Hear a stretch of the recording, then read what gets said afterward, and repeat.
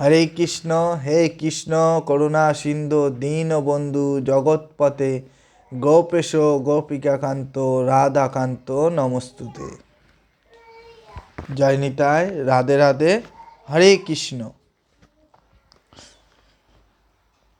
আজ ষষ্ঠ অধ্যায় 36 নম্বর শ্লোক থেকে শুরু করছি। যিনি মনকে বশে রাখিতে পারেন না, তাহার পক্ষে যোগ করা অতি কঠিন।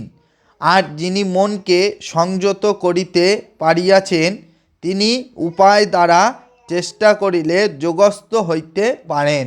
শ্লোক নম্বর 36।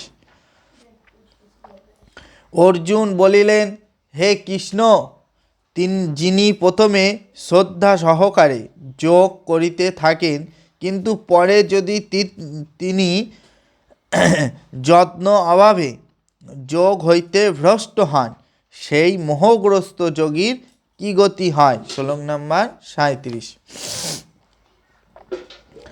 হে মহাবাহ, সেই মোহগ্রস্ত যোগী কি জ্ঞান ও কর্ম উভয় পথ ভ্রষ্ট হইয়া ছিন্ন মেঘের ন্যায় নষ্ট হন। হে কৃষ্ণ, আমার এই সন্দেহকে অশেষভাবে দূর করিতে একমাত্র তুমিই পারো। তুমি ভিন্ন, আমার এই সন্দেহকে কেহ দূর করিতে পারিবে না। শ্রী ভগবান বলিলেন, হে অর্জুন, ইহলোকে বা পরলোকে কোথাও তাহার কোনো ক্ষতি হয় না, কারণ হে বৎস, কল্যাণ কামনাকারী কখনো দুর্গতি প্রাপ্ত হন না। যোগভ্রষ্ট ব্যক্তি পূর্ণতা দিগের প্রাপ্য লোকে যান এবং বহু বৎসর বাস করিয়া পরে সদাচার সম্পন্ন শ্রীমানদিগের গৃহে জন্মলাভ করেন। শ্লোক নম্বর 41, ষষ্ঠ অধ্যায়।